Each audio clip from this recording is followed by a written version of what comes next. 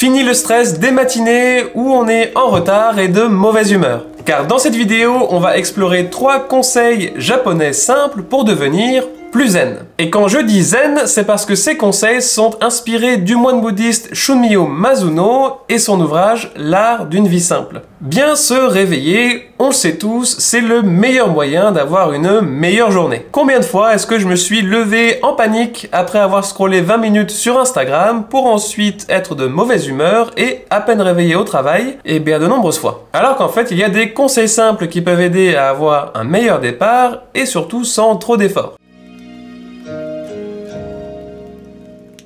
Le temps nous manque et c'est souvent pire le matin. Le réveil sonne et il faut déjà courir alors qu'on n'est pas encore sorti du lit. Puis on travaille, on rencontre des gens, on a des responsabilités, bref, c'est le chaos total. Mais en même temps, c'est la vie qui avance et donc d'un certain côté, c'est normal. Mais est-ce qu'on serait peut-être pas un tout petit peu trop occupé dans ce cas-là? Est-ce que pire que ça ne nous ferait pas perdre notre cœur? Et c'est ce que nous dit le caractère du mot japonais pour occuper, qui est associé du caractère perdre et de l'autre côté le cœur. Une connotation plutôt négative. Donc pour éviter ça, quand les choses sont difficiles, de prendre le temps de se lever 15 minutes plus tôt le matin. C'est pas quelque chose qui allait de soi pour moi. L'idée c'est de prendre quelques minutes pour soi, d'étirer sa colonne vertébrale, de prendre le temps de respirer, puis de prendre quelques minutes pour écouter le monde autour de soi, sans Instagram, sans les mauvaises nouvelles, au moins avant de se lancer dans sa journée. Et c'est pour ça que chaque matin, juste après m'être levé, je vais aller dans ma cuisine, ouvrir ma fenêtre pendant quelques minutes et regarder dehors.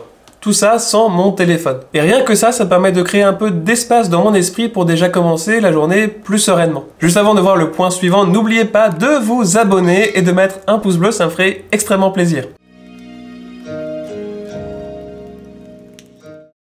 Il est dit que les moines bouddhistes qui pratiquent le zen ont une longue vie. Alors je vais vous donner une petite idée du programme de Shunmyo Masuno le matin. Déjà, il se lève à 5 h du matin, et la première chose qu'il fait, c'est qu'il remplit ses poumons de l'air frais du matin. Puis il marche tout autour du temple pour ouvrir les fenêtres, conscient de ses mouvements et des changements des saisons. Puis à 6 h 30, il va faire ses prières bouddhistes avant d'aller petit déjeuner. Et ensuite, le reste de sa journée se déroule. Bon, on n'a clairement pas tous les mêmes matinées. Et si pour lui, chaque matin c'est exactement le même processus, chaque matin est en fait différent. Parce qu'il remarque la couleur des arbres est différente, les odeurs sont différentes, la météo est différente, les nuages sont différents. Et en fait, c'est une manière de nous rappeler que tout change et d'apprécier le changement tel qu'il est. Bon, pour le rendre un petit peu plus applicable à nos quotidiens, en ce qui me concerne, je vais quand même pas forcément me lever à 5 h du matin, c'est quand même un peu tôt pour moi. Et c'est quelques minutes que je passe donc chaque matin à regarder par la fenêtre de ma cuisine, d'apprécier le bruissement des feuilles dans le vent, d'apprécier le soleil, la météo,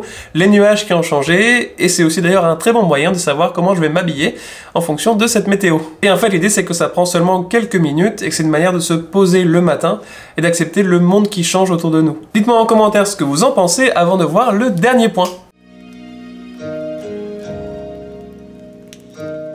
Un jour, je venais juste de finir mon café avant de me lancer dans ma journée. Sauf que je me suis rendu compte que j'avais bu mon café en faisant autre chose et que je me rappelais même pas du goût qu'avait eu mon café.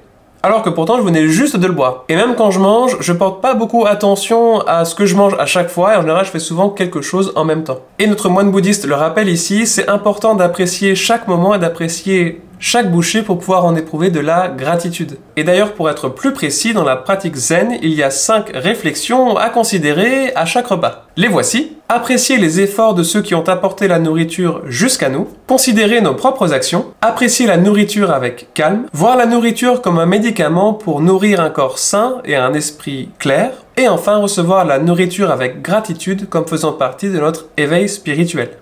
Bon, c'est pas facile et ça fait beaucoup. D'autant que certains conseils comme le numéro 4 n'est pas hyper applicable à notre culture bien française. Donc le point de départ sur lequel je travaille, c'est avant chaque repas de juste passer quelques secondes à regarder mon repas, juste avant de commencer. Simplement pour en éprouver de la gratitude, mais aussi à chaque gorgée de mon café d'essayer de me concentrer un petit peu dessus, parce que c'est quand même plus court que le repas en lui-même, pour justement accepter et apprécier le moment. Ça prend assez peu de temps et globalement ça permet de mieux apprécier le moment en lui-même. Le dénominateur commun de ces 3 leçons, en fait, c'est simplement de choisir de prendre un petit peu plus de temps pour soi. Mais paradoxalement, ça veut pas dire qu'on va beaucoup changer les habitudes, ça veut simplement dire qu'on va être plus présent pendant ces habitudes. Et on est tellement connecté à tout autour de soi que finalement on a un petit peu oublié ce que c'était que d'être connecté à soi-même. Parce que vous noterez que dans cette routine, il n'y a pas de moment à scroller sur Instagram. Parce que bien commencer sa journée avec ses propres pensées, c'est extrêmement reposant et en fait ça permet de bien mieux se lancer dans sa journée. Je vous mets une autre vidéo ici avec 4 grands concepts japonais pour vivre une meilleure vie, donc n'hésitez pas à y jeter un œil et à très bientôt.